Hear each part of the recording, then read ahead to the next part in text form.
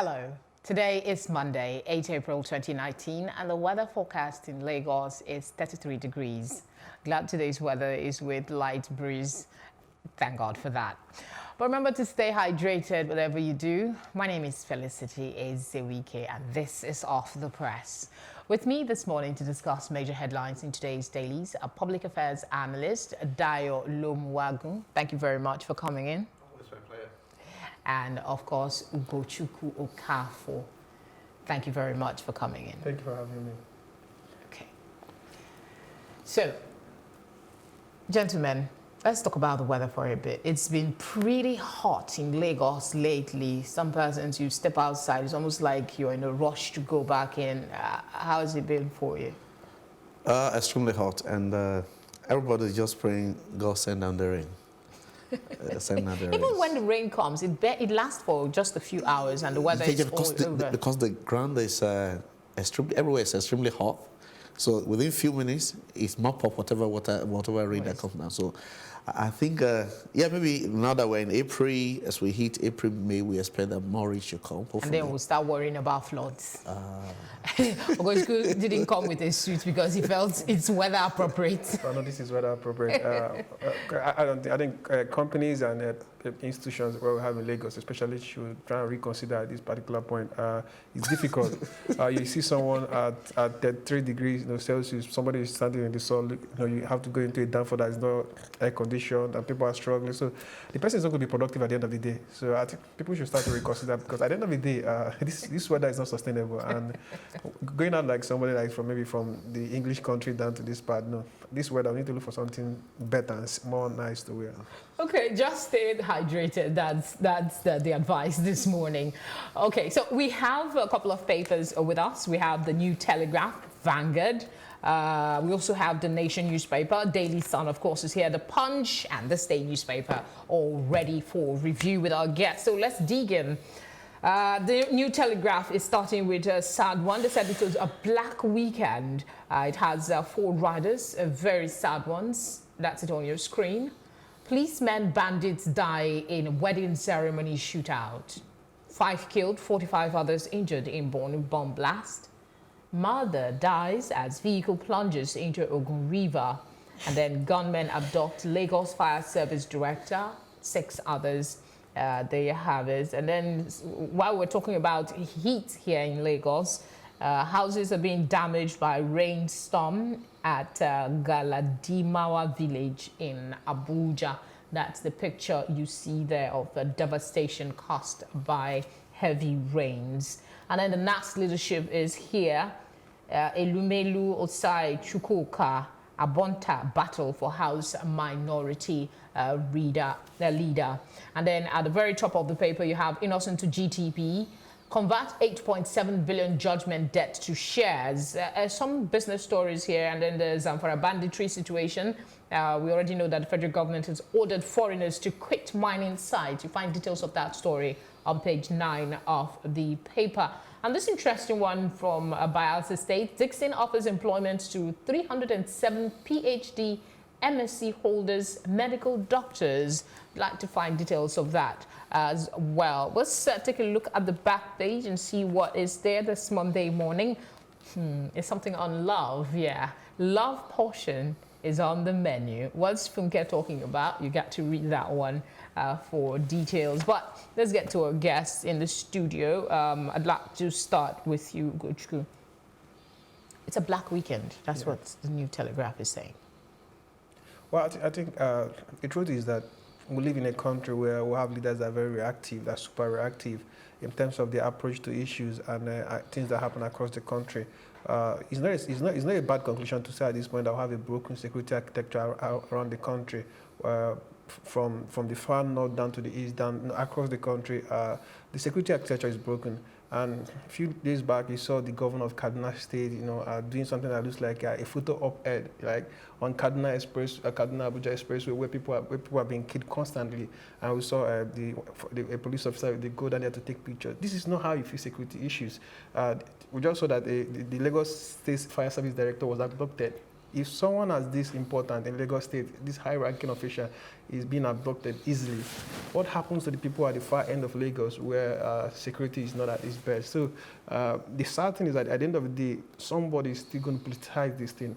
And the people that have been elected to do something, to do the needful, are busy sleeping and thinking that life is something that you toy around with. We have a broken security architecture as a country at this moment, and no photo op or you say government has ordered to do this. No, you don't order security.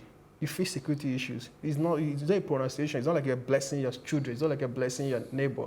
No, it's not a blessing. So you go in, fix it, find out what are the issues. We'll have the state security service. We'll have the police force. We'll have the military. We'll have different personnel. So what are they doing? How do we mitigate some of these crises? And that's how a functioning and a serious country works. For now, we all have jokers within the corridors of power who think that life is something to be toyed about and you cannot come to the front of the newspaper. Well, the president has disagreed with you on that. No. There's a lot of persons who say. If the president has disagreed with me, but lives are being lost daily.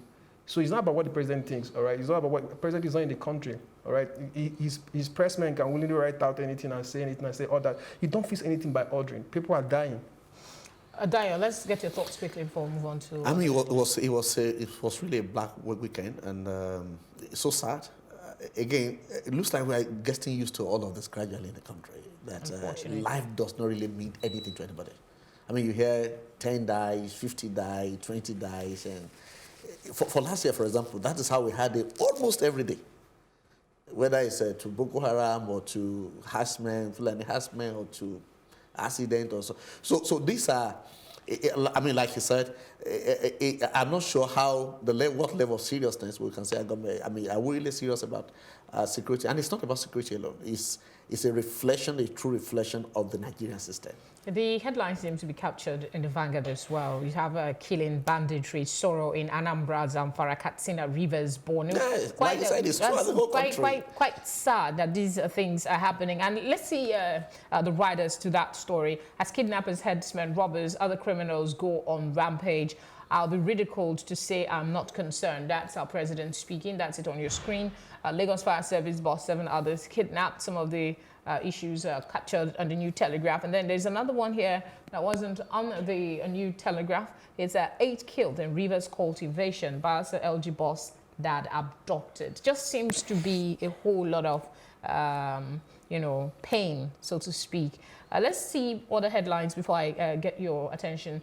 Slain doctor, tackle age-long insecurity around loot, still on security issues. It seems there's a capture on Onoge here. 25 lawyers discontinue suit against Buhari AG CJN. It has a couple of riders. You might want to take a look at that one. Still on the Vanguard newspaper, Galadima's daughter will be ashamed of her dad for embarrassing her. Shagir, that's something you might want to go check as well. Plateau Benue rep select back dig for speaker.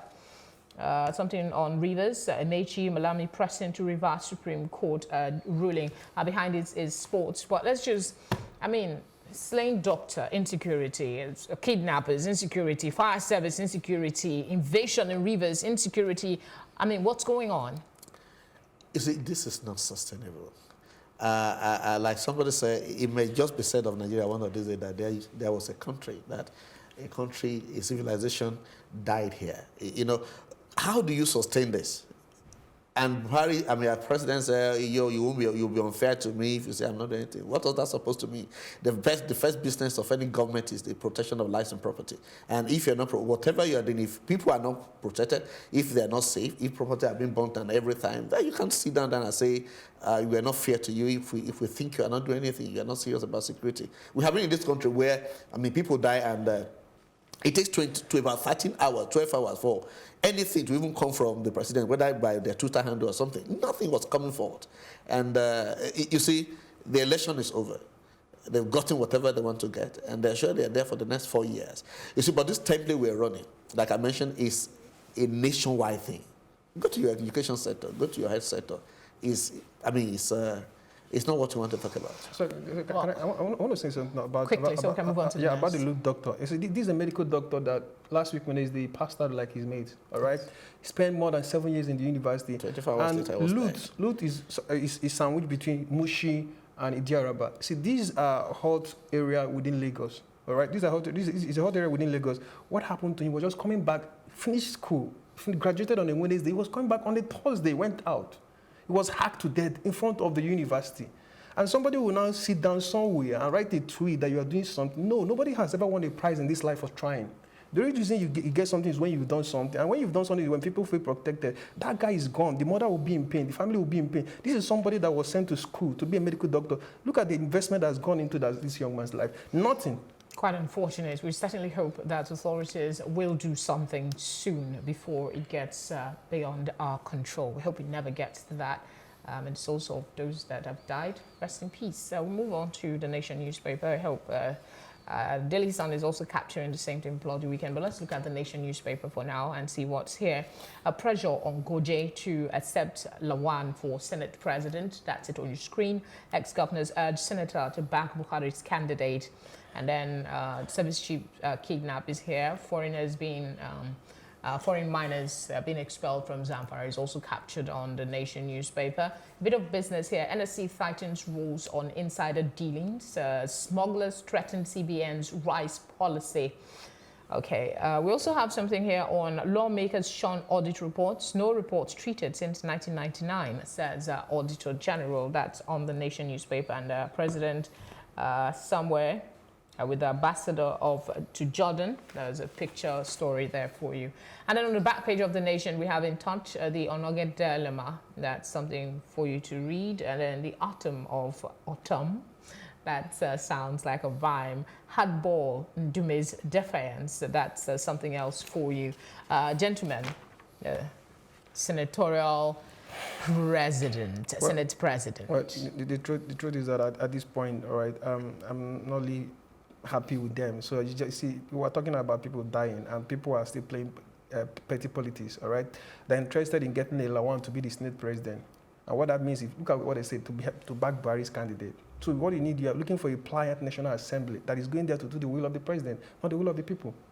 So at the end of the day, we're heading into a big catastrophe. The reason why we have a democracy across the world, look at what's happening in the United States. The Congress is busy checkmating Donald Trump. All right, the judiciary is doing the same thing. So if you don't have the same thing in Nigeria, then we should kiss our democracy goodbye. Because having anybody that is there to do the will of the president is a big mistake. Nigeria needs a Senate president or a speaker across the whole 36 states, even the National Assembly, that will be there to do the will of the people. We're having issues about national SACS. Somebody that was killed last week, Kyrie Johnson, was killed a few days back, right? How many of these speakers, how many of them have said anything? So they are interested in petty politics, and believe me, seriously, I don't think we should dignify them with any comment. Dayo, thoughts on any headline here? So I think if I speak to what you just mentioned, so he has just spoken as a concerned Nigeria and as a patriot of this country. But those guys, they're politics, they're into politics, and it's business for them. And yeah, you expect that. I mean, once they're there, they want to do the bidding of the party. And unfortunately, we're not, this is not the time for that, when everything is almost collapsing. The nation is almost going under. To be doing the bidding, like I said, the bidding of the president that you just rubber stamp, whatever is, I mean, it's just unfortunate for us. But we'll see how it goes. Well, I mean, hopefully they can resolve and let us know who our next Senate president is. All right, the Daily Sun is next for review. Most of what we've talked about is already captured here. Still bloody weekend, that's what it's saying. Bloody weekend on the Daily Sun. We'll just move on to this one that says PDP accuses AGF and Mechi of plot to annul Rivers election. Says party wants to instigate constitution crisis. You find details of that story on page 40. And government gives foreigners 48 hours. That's echoed here from Zamfara. And then we have FG's interest in Niger Delta goes beyond oil and gas. That's from the vice president. Details of that is on page 11, as you can see on your screen at the very bottom. Qatar, Saraki calls for end to visa restriction, pushes for recruitment of skilled Nigerians.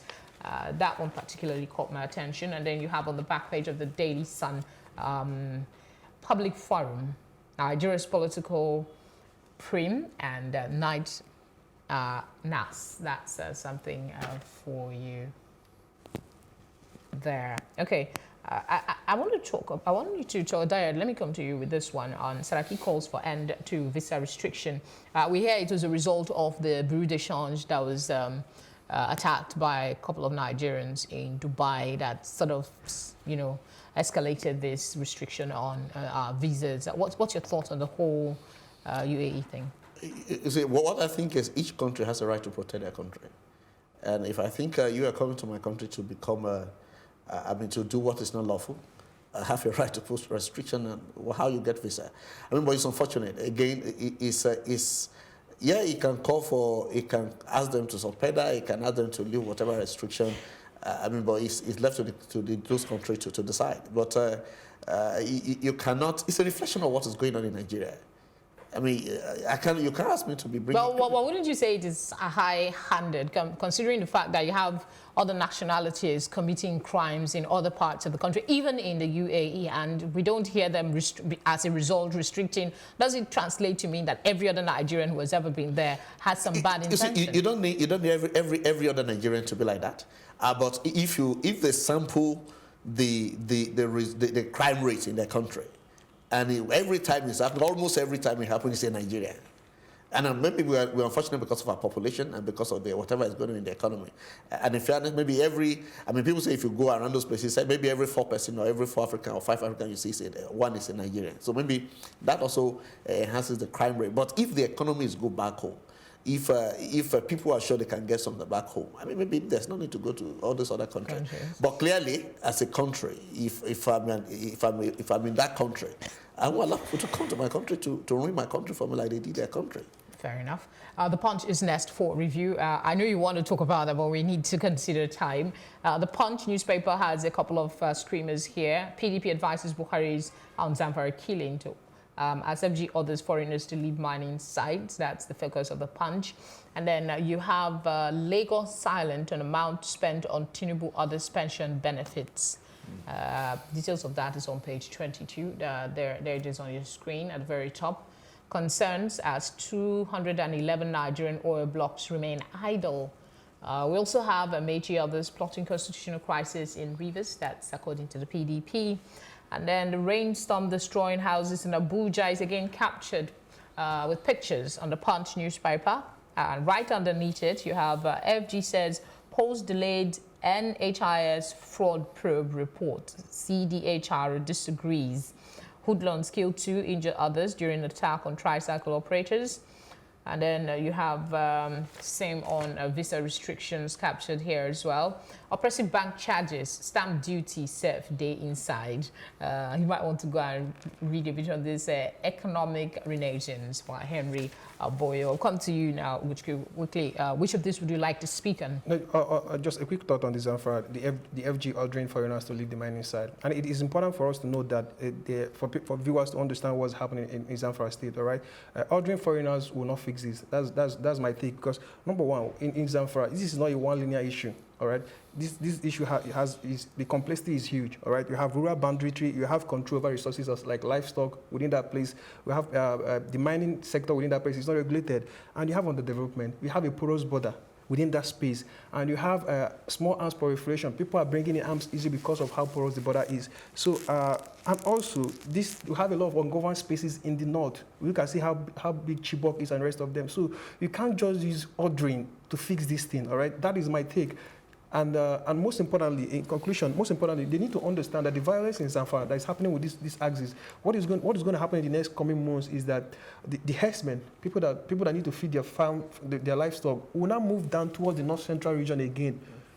I know, and you know when that happens, that will make that place again more hostile, and there'll be another level of crisis. So, ordering foreigners to leave, you're in Jordan, in a foreigner's country, all right, doing business, do whatever you want to do in that place, and I heard your Baba going to Dubai, and you're ordering foreigners, even if some of them were there illegally, and if some of them were given license to do their business, you can't just tell them to leave, all right? All right. So it doesn't make sense. Yeah, we need to move on quickly. This is This Day newspaper for review. We have PDP alleges plot to annul Rivers governorship election. That's captured again. Seems to be of interest with a lot of papers this morning. FG goes tough on armed banditry in Zamfara State. We just talked on it. And then Senate presidency, also on the front page, Lomuwagun Dume intensify bid for Senate presidency. Banks impairment charges drop further as loan repayment improves. This one gives foreign miners 48 hours to quit. We've already captured that. We'll go to the back page of this day newspaper quickly. And Alex Oti is talking outside the box. Why do bad things happen to good people? Celebrating Ikeakor, 1960 to 2019. All right, gentlemen, I'll come to you, Dayo, quickly. We need to wrap this part so we can go to sports. Yeah, I see this river story coming up again and again. And I'm thinking in my mind, can we just leave river and let the river be in peace? I mean, we should learn this culture. When you lose, agree you lose. Go to court, like they always say, go to court now. I mean let those guys be in peace. You use almost 1 month to conduct a mandatory election, and back and forth. And where I mean, people are allowed to make comments, but when you say they want to use the acting CGA to turn things, and we'll begin to wonder what is going on as a country. But for me, to politicians, I think they should just allow rivers to be in peace, and let's move on. All right, we'll just go quickly to sports stories now. I'm going to drag you men in to talk sports today. We look at the complete sports, and then we take a look at the back page of the Vanguard quickly. Complete sports has Godalo hits 40th CSL goal. And then we have NFF promises 4th AFCON title in Egypt. Real Madrid to set to seal £210 million Hazard deal. Chelsea start to earn £350,000 per week. Okay, and of course there are transfer stories on the back of the paper. Zidane rejects chance to sign Draxler. That's something. Which of these captures your attention? Madrid to set sights on Pogba after Hazard. Well, I think for Nigerians, anybody that is a lover of football, at this point, you'll be excited that Jude Gallo is still scoring. Sorry, despite the fact that I think it's in the Chinese league. All right, we might not follow the game. We don't know how tough it is over there, but it's a good thing that he's scoring. All right, Nigerians will be hopeful that he's going to lead us to the National Cup and Nations Cup title in Egypt. So it's a good one for Igalo and the country. Definitely, we'll all be happy if he keeps scoring, gets the Nation Cup, and win the cup at the end of the day. So that's patriotism right there. Which of them would you want to talk about? And interestingly, the NFF is promising out the 4th title in Egypt. So, like you mentioned, I mean, we have a couple of our players really doing well in the very club side, and if that adds up to anything at the end of the day, if we're able to pick our best hands, I think even in the national team that. There's a fight to come in now, there's a struggle. You actually need to come and fight for a shot. And recently we just been rated like the top team in Africa, the last FIFA ranking. So I think if you go by the statistics, everything is speaking good for us, and they're promising that they'll give us the title. That's a very good one. That's all. Vanguard Sports, let's see what's here. Pele returns to Brazil today. Gunners suffer blow in race for top 4. And NFF to support Chukwu's medical treatment. That's Bayern crush Dortmund to reclaim top sports. These are some headlines here. Quickly, we have less than 2 minutes. I think the story of Christian Chukwu, all right, this is a national hero. His story is synonymous to every Nigerian out there. People crowdsource for everything. You go on social media, people are doing GoFundMe for their neighbors or for their friends and every other thing.